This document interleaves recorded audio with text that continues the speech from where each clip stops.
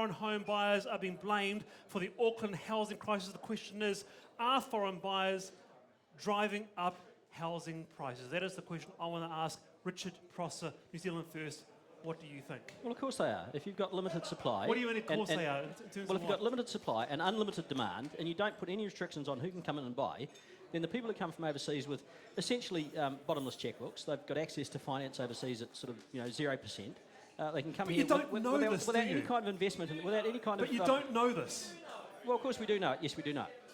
We know this because of demographic trends. We know this because of anecdotal evidence. We know it because of information that we've had from the real estate sector. We've had it from the banking sector. It's been going on for years and years and years. We put no restrictions on who can come in. So of course people come in. We're not building enough houses, but we're selling them to anyone who wants to come in. That's going to push the price up. You're still only guessing. Barbara, what did you hear when you hear New Zealand First say this? Yeah, look, I'm not sure about the evidence of talking about lists of people from real estate agents. So we're actually going to start finding out the real information, and from the 1st of October, well, it's about these time. people are going to have New Zealand bank accounts as well as IRD numbers, so we actually know who these people are. Yeah, but it's actually numbers. a supply issue. It's actually not foreign investment. There's foreign investment coming in, but that's not the real issue. Supply is the issue. The fact of the matter is, around the world, Vancouver and other places, Singapore, it's happening in London.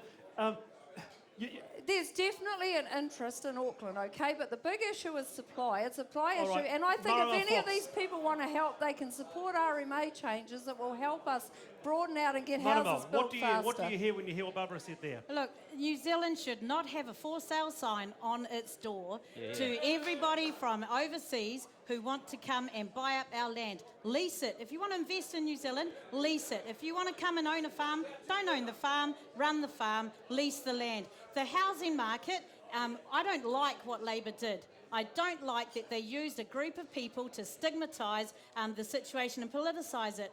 But you can't point your finger at one group of people, because we've had that. We know what that's like. So actually the issue here is, do not allow foreign investors to buy our land. I want to ask you, how big a deal do you think overseas investors are? Really, how big a deal do you think it is? I'd like to know exactly what Barbara said. Can we please have some data? That would be nice. And then we can address the issue. But the issue about home ownership in Auckland, why are we using all these SHA areas? Why are we not talking to iwi? Why? All of those things need to be addressed, and RMA is not the silver bullet for that. Sumaroni Labour, Hamilton, are you feeling uncomfortable blaming Chinese buyers? Well, let's be clear, it's not the Chinese buyers who are to blame, it's the government who's to blame. It's the government who's to blame because they are allowing a free-for-all for foreign ownership. They are allowing the free-for-all. So it is the government that is to blame, and we're calling them on it.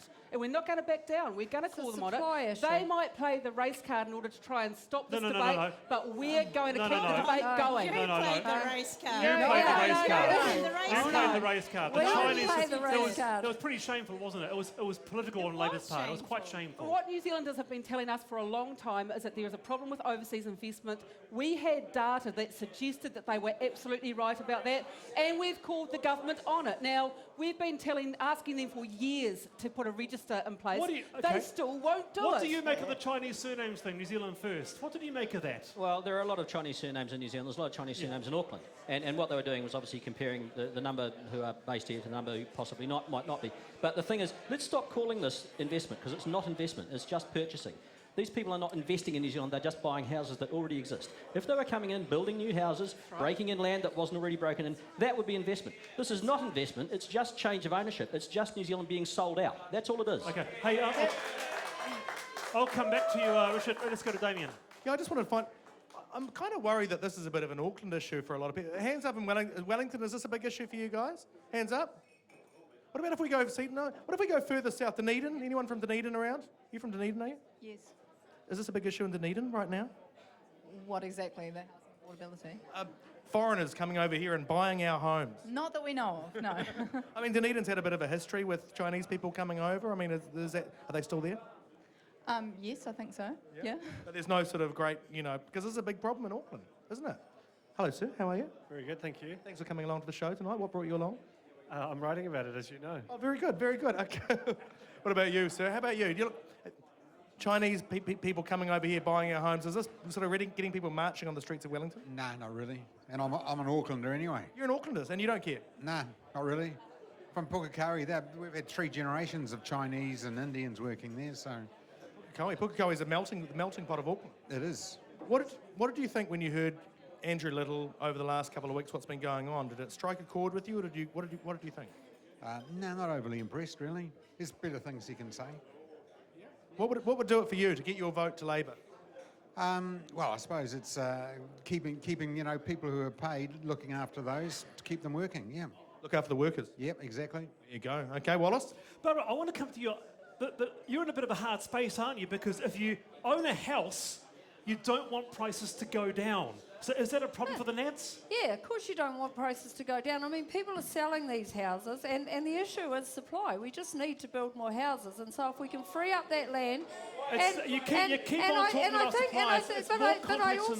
I also think we have to remember, I mean, people are really attracted to coming into Auckland. I can give you some really good examples out in our regions. I want to ask you, is it perhaps the reason why you're doing nothing about it, not a lot about it, is because you're dead scared about house prices going down? You don't want house prices. I mean, you ask any house owner in Auckland, they don't want their house price to go down. And I mean, the fact that people are finding our country attractive is a good thing, but let's just not carried away about foreign investment, because actually a lot of those people are 3 generationers who have actually lived here for a very long time. Sue. But people can't get into the housing market, and that's the problem. We've got housing prices going up, pricing resident New Zealanders, whatever ethnicity they may be, pricing them out of the market, and that cannot continue. Because we're getting people dropping out the other end. This lot are selling off state houses because the people can't afford the rental market. They're ending up on my doorstep looking for a state house. They're selling them. Final thought from Marama. 56,000 net migration to this country. 26,000 of that number are going straight to Auckland on an annual basis.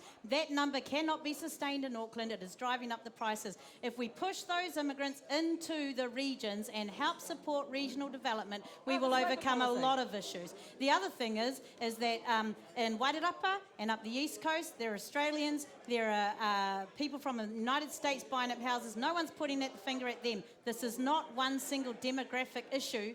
This is an issue that we need to put back on the government. Final question, Barbara Kuruga, Taranaki. If a couple moves to Taranaki and buys a 3-bedroom house, what's the average price? Oh, look, you can get a house for about $350,000, a really good house. I mean, depends where you want to go. I mean, there's houses for $150,000 around. Very good.